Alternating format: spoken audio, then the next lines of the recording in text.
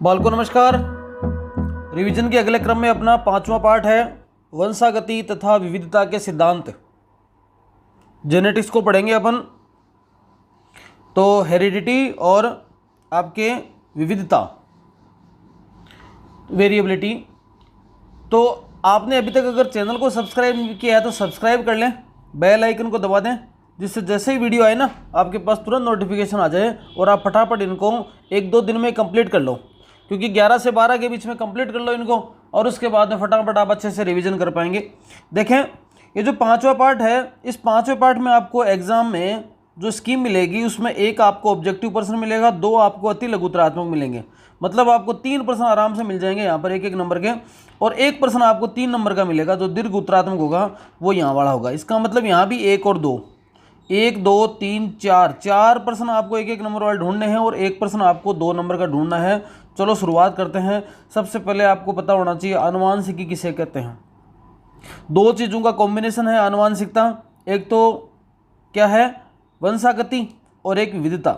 कौन से लक्षण एक पीढ़ी से दूसरी पीढ़ी में जाते हैं उनको वंशागति बोलते हैं, और कौन से लक्षण एक पीढ़ी से दूसरी पीढ़ी में नहीं जाते उनको क्या बोलते हैं, विविधता। इन दोनों का जोड़ ही क्या कहलाता है, इन दोनों का सामूहिक कॉम्बिनेशन क्या कहलाता है, आनुवांशिकता कहलाता है। आनुवांशिकता और कुछ नहीं। यहाँ पर मेंडल ने कौन से 7 जोड़ी लक्षणों पर अपने प्रयोग किए वो आपको याद रखने हैं। आनुवांशिकता का जनक जो आपके जॉन ग्रेगर मेंडल को कहा जाता है। इन 7 लक्षण को आपको याद रखना है, और 7 लक्षण को देखो मैं यहाँ पहले बता देता हूँ आपको। इन 7 लक्षण को आपको इस प्रकार से याद रखना है। सबसे पहले अपन किसी चीज़ को लगाते हैं, मान लो किसी पेड़ को लगाए तो सबसे पहले अपन बीज लगाते हैं, तो बीज का लक्षण, बीज का आकार, ठीक है। 1 नंबर बात, बीज को जैसे लगाया उसके बाद में पेड़ लगा तो क्या हुआ, तना आया। बीज का रंग, बीज का आकार और बीज का रंग 2 लक्षण हो गए। उसके बाद बीज के लगाने के बाद क्या आया, तना आ गया। तो तने के लक्षण हो गया, 1 तने की ऊंचाई, लंबा है या बोना। उसके बाद जैसे तना लग गया तो उसके क्या लगा, फूल लगे, तो फूल का रंग और फूल की स्थिति, चौथा 5वां कैरेक्टर। और फूल लगने के बाद क्या लगा, फल लगा। फल का मतलब मटर में क्या लगती है, फली लगती है, तो फली का आकार और फली का रंग। ऐसे इन 7 लक्षणों को आपको याद कर लेना है। कैसे याद करोगे कि जैसे अपन कोई पेड़ लगाते हैं, अपने को बीज की आवश्यकता पड़ती है, तो बीज के 2 लक्षण। उसके बाद में तना आया तो तने का 1 लक्षण। उसके बाद में क्या लगे, उसके फूल लगे, फूल के 2 लक्षण। उसके बाद में इसमें फली लगी तो फली के 2 लक्षण। इस प्रकार से टोटल 7 लक्षणों पर क्या किया था, मेंडल ने अपने एक्सपेरिमेंट किए थे। इन्हीं 7 लक्षणों को ऐसे यहाँ पर याद कर सकते हो। तो बीज का आकार है, जैसे मान लो गोल है, झुर्रीदार है। गोल है प्रभावी लक्षण है और झुर्रीदार अप्रभावी लक्षण है। इन 7 लक्षणों को आपको याद करना है। पूछा जा सकता है कि मेंडल ने कौन से 7 जोड़ी विपर्यासी लक्षणों का चुनाव किया था, ठीक है। 1856 से 1863 तक मेंडल ने अपना वर्क किया। आनुवांशिकी के जनक कहा जाता है। तद्रूप प्रजनन सम वंशक्रम वह होता है जो कई पीढ़ियों तक स्वयं परागण के लिए स्वयं स्थायी विशेषक प्रदर्शित करता है। पूछा जा सकता है तद्रूप प्रजनन सम ट्रू ब्रीडिंग वंशक्रम किसे कहा जाता है। और मटर के 14 ट्रू ब्रीडिंग किस्मों का उपयोग किया था, 7 जोड़ी लक्षण। तो 7 जोड़ी लक्षण लिए थे, और तद्रूप प्रजननी मटर की किस्मों का पूछा जाए तो 14 लिए थे। वो 7 तो जोड़ी थे, याद रखना, ये 7 जोड़ी लक्षण है। अब मेंडल ने 2 प्रकार की वंशागति करी। क्या किया था, एक जीन की वंशागति जिसमें केवल 1 लक्षण को लेकर चेक किया था, और एक 2 जीन की वंशागति। 2 प्रकार के आपको पढ़नी है। 1 जीन की वंशागति में क्या किया था, आपको सबको पता है, ये इस प्रकार का एक्सपेरिमेंट था। लंबे और बोने पौधों के बीच में संकरण करवाया। ऐसे सभी 7 लक्षणों में करवाया संकरण। यहाँ से ये दोनों पेरेंट हैं, यहाँ से उनके के आगे उनकी संतति आ गई, उन दोनों के बीच में संकरण हुआ, ये आ गया F1 पीढ़ी। अब इसमें स्वयं परागण करवाया गया, तो देखा गया कि 3:1 तो लक्षण प्रारूप आया, 1:2 क्या आया, जीन प्रारूप आया। ऐसा सबको पता है आपको। तो आपको 1 जीन की वंशागति में ये जो कैसे करवाया है, पहले बात ये ध्यान रखना है। क्या करना है, एक पेड़ ऐसा लिया, एक जनक ऐसा है, जिससे क्या हटा दिए, इसमें परागकोश हटा दिए, तो केवल क्या बचे, इस पे स्त्री केसर बचे। और एक पेड़ ऐसा है जिसमें केवल स्त्री केसर थे। एक पेड़ से केवल क्या परागकोश हटा दिए और एक के क्या हटा दिए, स्त्री केसर हटा दिए। तो इस पेड़ के ऊपर क्या बचे, केवल केवल स्त्रीकेसर बचे, और इस पेड़ पर क्या बचे, केवल परागकोश बचे। तो इस पेड़ के परागकोशों से बने परागकणों को इस पेड़ के स्त्रीकेसर की वर्तिका अगर पर डाल दिया, और फिर जो फूल फल पैदा हुए उनका अध्ययन इसने किया था। तो ये एक जीन की वंशागति, आपके सर ने जो एक जीन की वंशागति में प्रयोग करवाए हैं, उन प्रयोगों को आप वहाँ से याद करना, यहाँ से याद करने की कोई जरूरत नहीं है। इन्हीं लक्षणों क्या कहा उसने, जीन कहा। और जीन जोड़े में होते हैं तो विपरीत लक्षणों के संकेतक जोड़े को क्या कहते हैं, एलील कहा जाता है। ये एलील थे, ये एलील हैं यहाँ पर, है ना। इस प्रकार से ये एलील हैं। जीन का नाम टी है, लेकिन ये जो जोड़े में आ गए लक्षण इस प्रकार के क्या बोलते हैं, इनको एलील बोला जाता है। और इन लक्षणों को अपन दो प्रकार से देखते हैं, एक तो लक्षण प्ररूप और जीन प्ररूप। ये वाला देखो, टी के बीच में क्रॉस करवाया तो लास्ट में ये आया। ये रिजल्ट आपको याद रखना है, और इस पूरे घटनाक्रम को आपने कॉपी में जैसे लिख रखा है वैसे आपको क्या करना है, याद कर लेना है। इसके लिए फिर क्या है, ये जो डब्बा बनता है ना, इसको बोलते हैं पनेट वर्ग। किसने, आनुवांशिकविद रेजिनोल्ड सी पनेट ने विकसित किया था। किसने विकसित किया था वो भी याद रखना है 1 नंबर वाले क्वेश्चन के अंदर। तो ये जो है ना, इसके अनुपात वगैरह ये सब याद रखना, यहाँ पर इंपॉर्टेंट बनते सब यही बातें बता रखी हैं। पर इसको ज़्यादा सुविधाजनक वो रहेगा किताब से पढ़ने के बजाय आपने जो पढ़ रखा होगा, आपने लिख रखा होगा कॉपी में, वो ज़्यादा बढ़िया रहेगा कि आपके एक जीन संकरण में, एक जीन की वंशागति में किस प्रकार का संकरण करवाया था।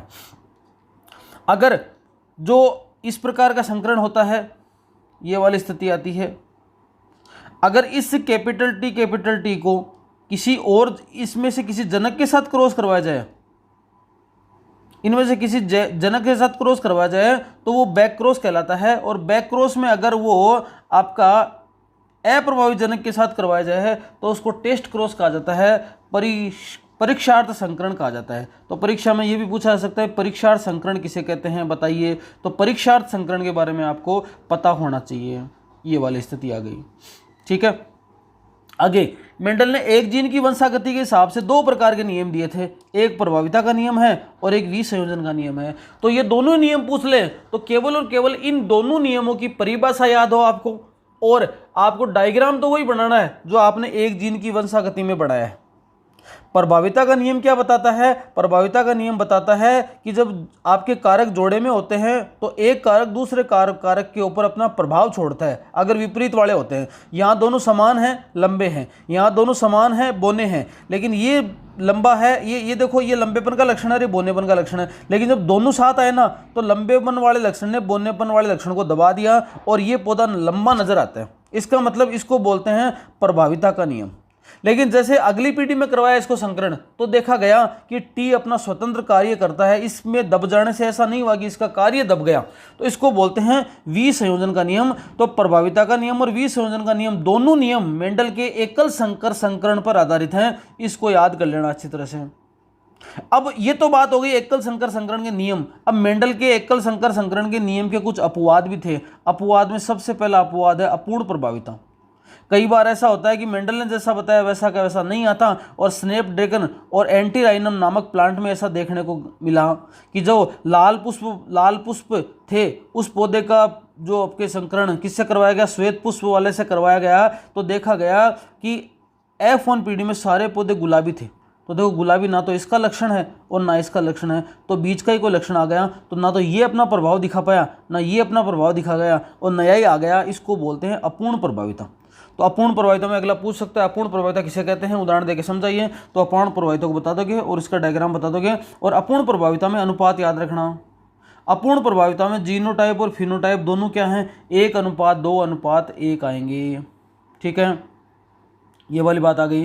फिर दूसरा अपवाद क्या है मेंडल का, सहप्रभाविता। ये एक बहुत बार प्रश्न पूछा गया है, इंपॉर्टेंट है। सहप्रभाविता वाला या तो सहप्रभाविता के रूप में पूछ लेगा, या ABO ब्लड ग्रुप है, मानव का जो ABO रक्त समूह है उसमें सहप्रभाविता के उदाहरण से आपको समझाना है। मानव के रक्त में एक I प्रकार का जीन होता है, I के 3 एलील होते हैं, I, A, B और I A और B प्रभावी हैं। I जो है वहाँ पर न्यूट्रल प्रकार का है। और इस घटनाक्रम में जो अपना A और B ब्लड ग्रुप है किसी व्यक्ति का, तो ऐसे देखो यहाँ पर ये जो ब्लड ग्रुप है, अगर किसी एक जनक का ब्लड ग्रुप A है और दूसरे जनक का ब्लड ग्रुप बी है, ऐसी परिस्थिति में देखो 2 नंबर वाला, एक का ए है एक का बी है, तो संतति के अंदर दोनों प्रकार का ब्लड ग्रुप आ जाएगा ए बी। इसको बोलते हैं सहप्रभाविता। तो इस चार्ट को बनाना है आपको परीक्षा में और सहप्रभाविता की परिभाषा लिखनी है। इसी प्रकार से सहप्रभाविता का एक उदाहरण और दे रखा है यहाँ पर, मटर के बीजों में मंड का संश्लेषण है, वो भी एक जीन के द्वारा होता है और वो भी सहप्रभाविता का उदाहरण है। ये सारे के सारे एक जीन की वंशागति के लक्षण है। अब 2 जीन की वंशागति में आपको 2 लक्षणों को साथ लेके लक्षण करवाया था, तो 2 जीन की वंशागति के अंदर भी आपको याद रखना है लाल गोल पीले और झुर्रीदार हरे। तो गोल के साथ में विपरीत लक्षण कौन सा हो गया, झुर्रीदार, और पीले के साथ में हरे। इनका जब करवाया गया लक्षण, 2 लक्षणों को साथ साथ देखा गया, तो मेंडल ने ऐसा नोट किया। याद करना इसको, सबको मेरे को पता आपको याद ही होगा इस समय तो, पर एक बार इसको देख लेना इस तरह से। ये द्विसंकर संकरण बोलते हैं, और द्विसंकर संकरण के अंदर जो ये क्रॉस है, जो फिनोटाइप अनुपात है, लक्षण प्रारूप है, वो आता है 9:3:3:1। और आपके द्विसंकर संकरण में जो अगर आपको जीन प्रारूप पूछा जाए तो आप बता सकते हो 12:24:12:1, बीच में सबके अनुपात लगा देना। 12:24:12:1, 12:24:12:1 क्या है ये जीन प्रारूप है। कब? जब द्विसंकर संकरण की बात आती है। ठीक है। अब द्विसंकर संकरण के आधार पर कौन सा नियम है? स्वतंत्र अपव्यूहन का नियम। डायग्राम ये हो जाएगा। और स्वतंत्र अपव्यूहन का नियम का क्या मतलब है? उसमें ये कहता है कि यहाँ पर 2 लक्षण तो ले लिए अपने, गोल और पीला, इधर झुर्रीदार हरा, लेकिन गोल अपना स्वतंत्र काम करता है, पीला अपना स्वतंत्र काम करता है। ऐसा नहीं होता कि गोल के कारण से पीले का लक्षण दब जाए या झुर्रीदार के कारण से हरे का लक्षण दब जाए, ये दूसरा कोई किसी को प्रभावित नहीं करता, स्वतंत्र अपव्यूहन करते हैं। तो स्वतंत्र अपव्यूहन का नियम आपको अच्छे से याद करके जाना है। वंशागति का क्रोमोसोम सिद्धांत किसने दिया था? जब वंशागति का काम चल रहा था तो मेंडल के इन्हीं प्रयोगों को स्वतंत्र रूप से पुनः खोज करने के लिए 3 वैज्ञानिक आए थे। उन 3 वैज्ञानिकों के नाम आपको याद रखने हैं। कौन सा? ह्यूगो डिब्रीज है, कार्ल कोरेंज है और वॉन सेरमोक है। इन्होंने क्या किया था? मेंडल के नियमों की पुनः खोज की थी। कब की थी? 1900 में। तो मेंडल के नियमों के पुनः खोजकर्ता कौन है? 3 वैज्ञानिक हैं। कब है? 1900 है। और 1902 के अंदर अर्धसूत्री कोशिका विभाजन के दौरान क्रोमोसोम की गति का संचालन हो गया था। तो ये वंशागति का क्रोमोसोम ये सिद्धांत दिया था। याद रखना, बढ़िया प्रश्न है, आया हुआ है। सटर्न व बोमेरी, वाल्टर सटर्न व थियोडोर बोमेरी ने दिया था वंशागति का क्रोमोसोम सिद्धांत। वाल्टर सटर्न व थियोडोर बोमेरी ने दिया था क्रोमोसोम का वंशागति सिद्धांत, ये वाला वंशागति का क्रोमोसोम सिद्धांत। और ये अर्धसूत्री विभाजन को यहाँ पर बता रखा है। इस डायग्राम को आपको थोड़ा सा देख लेना है जैसे याद करते हो। यहाँ पर आपको बता रखा है क्रोमोसोम और जीन में क्या अंतर है। बाय द वे प्रश्न पूछते तो क्रोमोसोम और जीन के अंतर को याद रखना है। ये वही बात है जो पहले डायग्राम आया था, उसी का पूरा वर्णन कर रखा है। सटर्न व बोवेरी, तो देखो यहाँ पर सब दे रखा है बोवेरी और यहाँ पर आपको नाम दे रखा है बोमेरी। तो दोनों लिखोगे तो कोई दिक्कत वाली बात नहीं है, एक ही बात है। ये बोमेरी बोल दो चाहे बोवेरी बोल दो, एक ही बात है, कोई खास बात नहीं है। सटर्न व बोवेरी इस प्रकार से लिख देना। तो सटर्न ने क्रोमोसोम के वियोजन के ज्ञान को मेंडल के सिद्धांतों के साथ जोड़कर वंशागति का क्रोमोसोम सिद्धांत दिया था, सटर्न बोवेरी। इसके बाद देखो थॉमस हंट मॉर्गन तथा उसके साथियों ने वंशागति क्रोमोसोम सिद्धांत का प्रायोगिक सत्यापन किया। थोड़ा प्रश्न घुमा दे, मान लो थोड़ा प्रश्न घुमा दे कि क्रोमोसोमवाद का जो सिद्धांत है उसका प्रायोगिक सत्यापन किसने किया, तो आपको बताना है Hunt Morgan, Thomas Hunt Morgan ने। मॉर्गन ने अपना प्रयोग किस पर किया था? फल मक्खियों पर किया था। फल मक्खी का वैज्ञानिक नाम पूछ ले, ड्रोसोफिला मेलेनोगेस्टर, याद रखना है।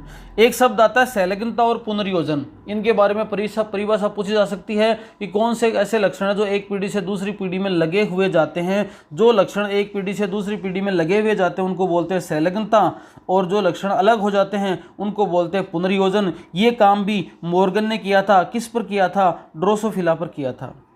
उसने क्या देखा कि ये क्रॉस करवाया, देखो ये पीले और श्वेत की जो ड्रोसोफिला थी उसका वन्य प्रकार से क्रॉस करवाया और देखा कि F1 पीढ़ी के अंदर आपका ये वाली स्थिति आई। F2 पीढ़ी के अंदर 98.7% तो सैलग्न थे और 1.3% क्या थे? नए उत्पन्न हो गए पुनर्योगज। लेकिन जैसे देखा कि दूर दूर जीन है, जीन की जो है ना, देखो जो आपके दूरी है जीन के अंदर तो दूरी वाले जीन थे उनके अंदर देखा गया कि संलग्नता कम थी 62.8% और जो पुनर्योगज था वो 37.2%। इस प्रयोग से ये सिद्ध हो रहा है कि जो जीन पास पास होते हैं उनमें संलग्नता ज़्यादा होती है, पुनर्योगज कम होता है, और जो जीन दूर दूर होते हैं उनमें संलग्नता ज़्यादा नहीं होती बल्कि क्या होता है, पुनर्योगज ज़्यादा होता है। ये डायग्राम वैसे आपने समझ ही रखा होगा, यहाँ से डायग्राम तो नहीं पूछेगा कोई, पर आपको इसको अच्छे से देख लेना है। फिर भी संलग्नता और पुनर्योगज की परिभाषा यहाँ पर बढ़िया तरीके से है, ये देख लेना। मॉर्गन के शिष्य थे एक एल्फ्रेड स्टुअर्ट ने क्या किया था कि रिकॉम्बिनेशन मैप बनाया था, इसके आधार पर क्रोमोसोम की स्थिति को नापने के लिए। एक होता है बहुजीनी वंशागति,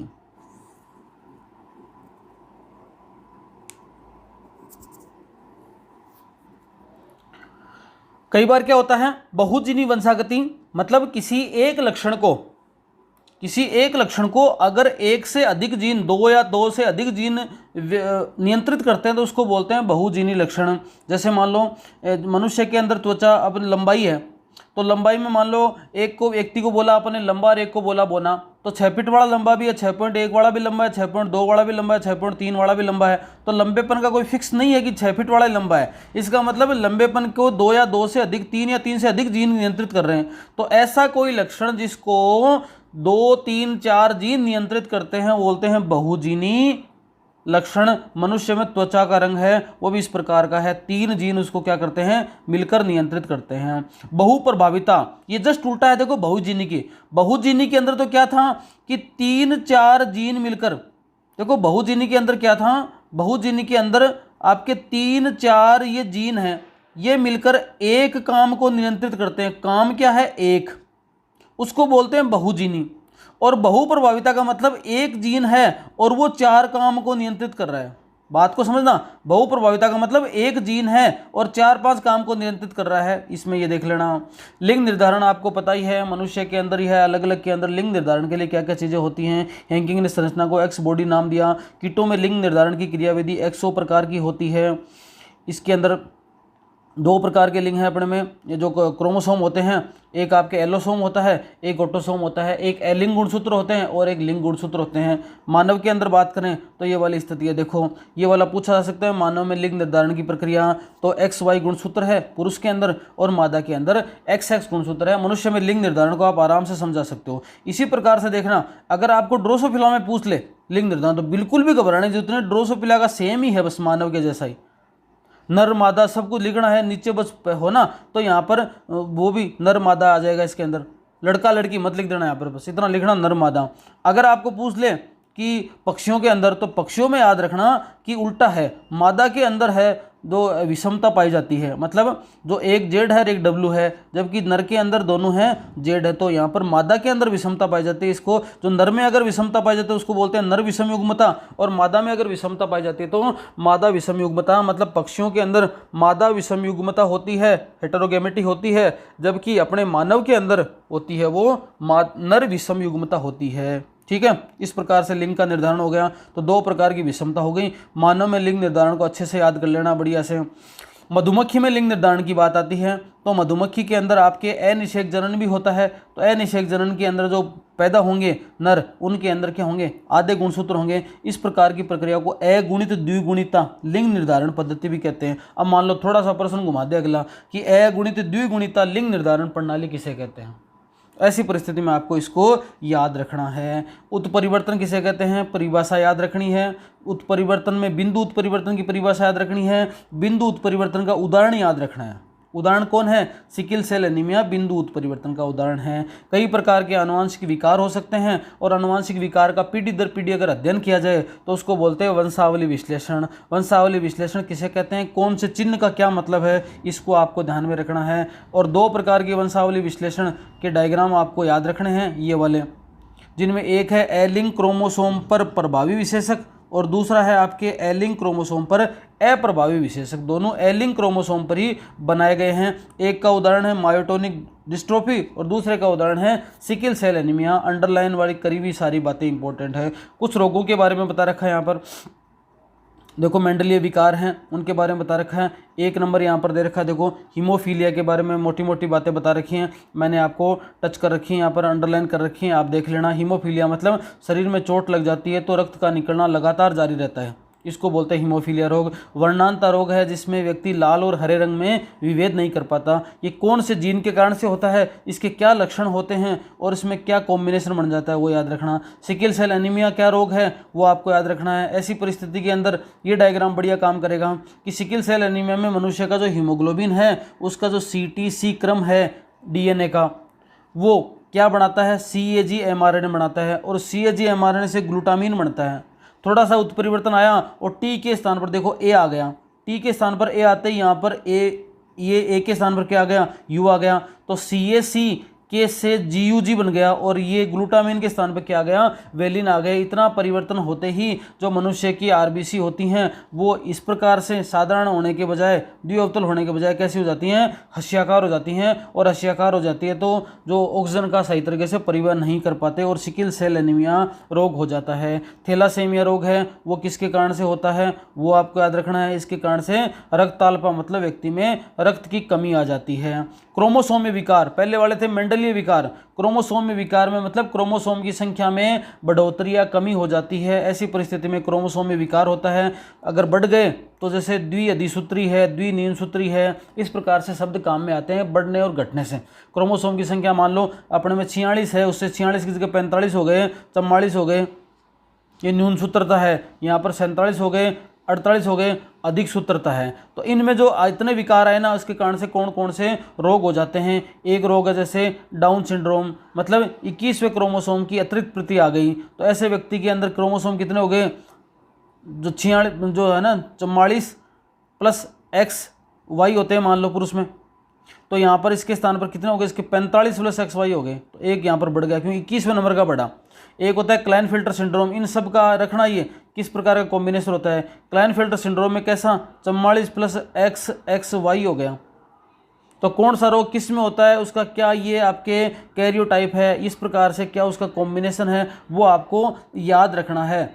और लास्ट में टर्नर सिंड्रोम, टर्नर सिंड्रोम के अंदर क्रोमोसोम की स्थिति कैसी होती है, 45 ही हो जाते हैं, तो 44 + XO, ठीक है, ये वाली याद रखनी है। तो यहाँ पर 44 + XO, एक यहाँ पर हो गया 45 + XY, एक यहाँ पर हो गया आपके 44 + XXY, ये हो गया डाउन सिंड्रोम, ये क्लाइनफिल्टर सिंड्रोम, ये टर्नर सिंड्रोम। इस प्रकार से सिंड्रोम है, उनके नाम याद रखने हैं। थोड़ा सा समझने वाला पार्ट है, थोड़ा सा माथा लगाने वाला पार्ट है, पर इसमें ये फायदा आपको कि देखो एक नंबर के आपको 4 पर्सन मिल जाएंगे, 2 नंबर का तो एक ही पर्सन मिलेगा। तो 2 नंबर वाले पर्सन के अंदर इसमें मैक्सिमम है, मानव में लिंग निर्धारण है, आपके सह प्रभाविता है, ये पर्सन ज़्यादातर मिलते हैं। फिर परीक्षार्थी संकरण आ जाए या मान लो एकल संकर संकरण है, द्विसंकर संकरण है, प्रभाविता का नियम है, विसंयोजन का नियम है, अपूर्ण प्रभाविता है, इनमें टुकड़ों में कोई प्रश्न अगला दे सकता है। इस वीडियो में इतना ही, धन्यवाद।